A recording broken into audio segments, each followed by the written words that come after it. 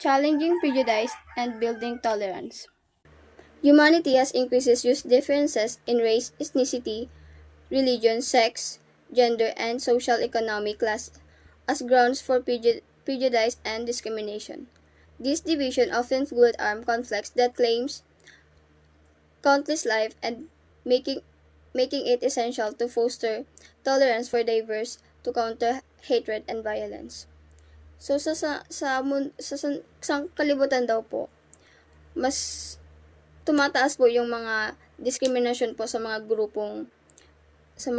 races, ethnicity, mga grupong religionous, iba't ibang religion, sex, gender, and mga social economic class na minsan yung mga discrimination sa kanila naghahantong sa away na kumikitil talaga po ng buhay. Prejudice, defined by Alport, is a negative feeling or attitude toward a person or group without valid basis. Stereotype are negative opinions based on incomplete knowledge, while discrimination involves negative actions against a specific group such as violence, avoidance, aversion, or violence. Stereotypes can lead to prejudice which may in turn result in discrimination actions. Ang prejudice po daw ay sinabi ni Alport na ito po yung mga negative or attitude na feelings po, like may kaanggutan ka po sa group, may kagalit ka po dun sa grupo na yon na hindi mo sila gusto kasi galit ka sa kanila at hindi mo alam yung reason galit ka sa kanila at nang walang sapat na reason. Ang stereotype po naman, ito po yung mga negative opinions, like ginajudge mo sila na para bang alam mo yung nila, yung buo talagang yung buong pagkatao ng grupo na yon, yung wala kang sapat na kaalaman pero ginajudge mo sila or nagbibigay ka ng masamang opinion sa grupo na yon. While ang discrimination naman, ito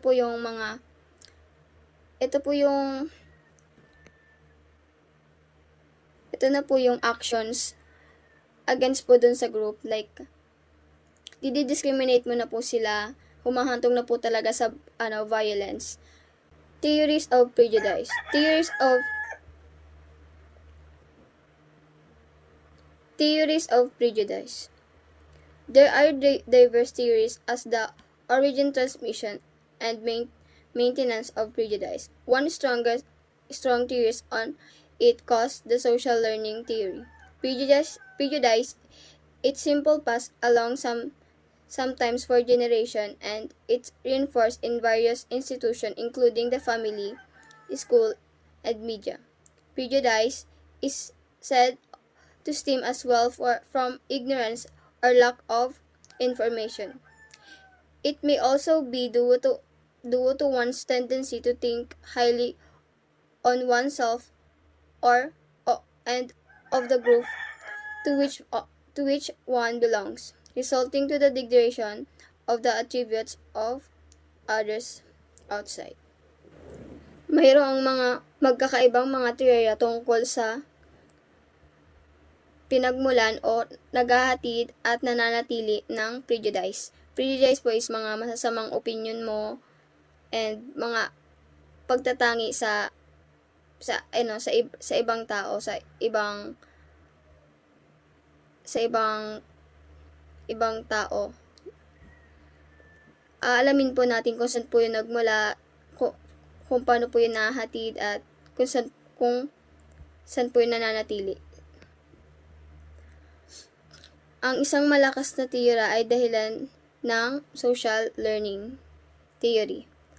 Ang prejudice daw po ay minsan napapasa sa henerasyon na pinapalakas na lang po ng mga nasa kakasalamuhan natin tulad ng pamilya, paaralan, media, kaibigan, means ang prejudice po ay maaari pong nagmula sa mga taong walang alam, walang sapat na alam. Ang prejudice naman po,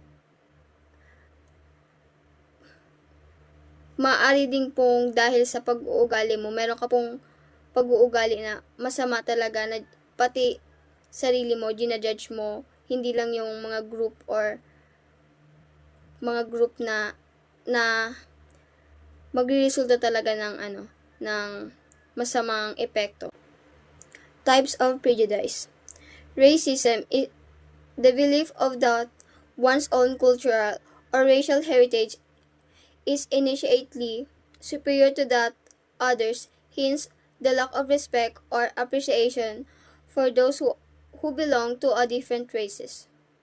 Ang racism daw po, ito po yung mga hindi nirerespetong culture or hindi mga belong na culture. Like example po, maitim ka, hindi ka belong dun sa mga puputing mga puting tao. Like, ginajudge nila yung kulay mo. Sexism is a system of attitude, actions, and institutional structure that subordinates women on the basis of their sex. Sexism daw po is yung ginajudge nila yung gender mo, like example po dito yung pag lalaki ka, minsan natatawag kang cheater. Pag babae naman, minsan natatawag silang mga drama queen, mga iyakin, ganyan. Ginajudge nila yung gender mo, yung pagkatao mo bilang babae at lalaki. Heterosexism.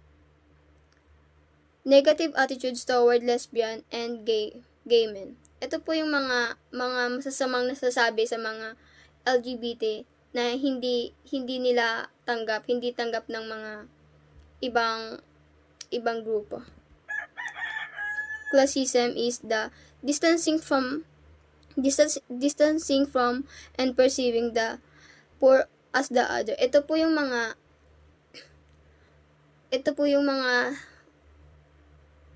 ginajudge ka nila sa estado ng buhay mo, na pag mahirap ka, hindi ka pwedeng sumama dun sa mga mayayaman. Linguism, negative attitudes members of dominant language groups and holds against non-dominant language groups.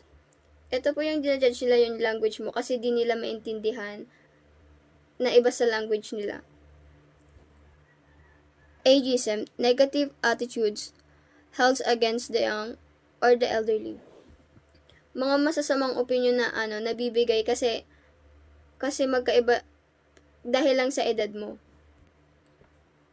Lookism, prejudice against those who do not measure up to set standards of beauty. The usual victims are the overweight, the undersized, and the dark skin. Ito yung mga ginajudge ka nila kasi sa itsura mo. Like, pag maputi ka, hindi ka pwedeng i-judge ka nila. Pag maitim ka, ginajudge ka nila.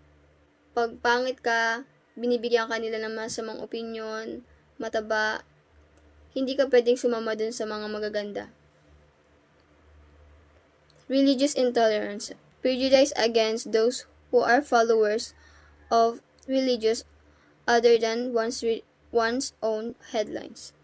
Ito po yung pagbibigay ng masasamang opinion sa relihiyon ng iba. Education for tolerance. Prejudice may be challenged by teaching tolerance.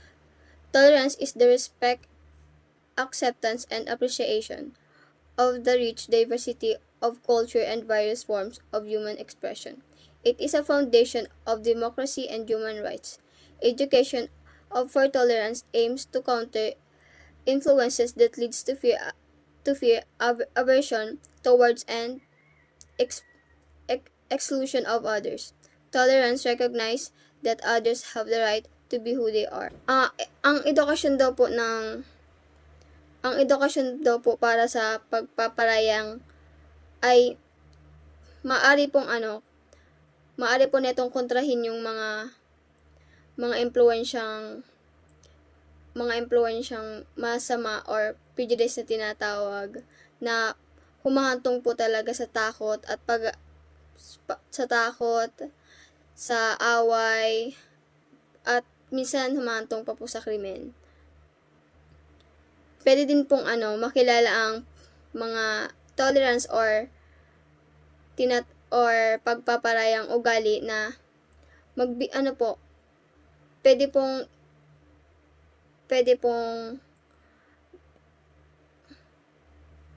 maging way para po magamit ito sa mga karapatang kung sino man sila na nagigipong victim ng prejudice.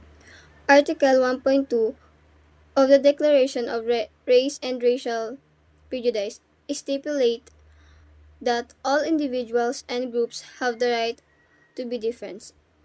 Sinasabi daw po dito na sa lahat po ng individual o grupo, may karapatan daw pong maging iba.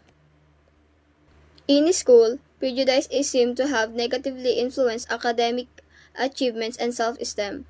Victims are more likely to drop out of school. It also negatively influences the psychological health of victims because of feelings of isolation and alienations, and has negative effects of physical health.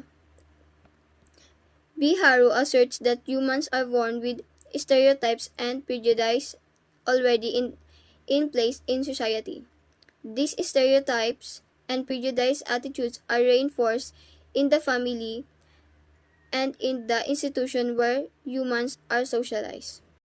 Sinasabi daw po ni B. Haru na ang mga tao ay pinanganak na may stereotype and prejudice na mayroon sa lipunan. Ang stereotypes at masasamang saloobin na ito ay maaring nakukuha sa pamilya o nakakasalamuha mo.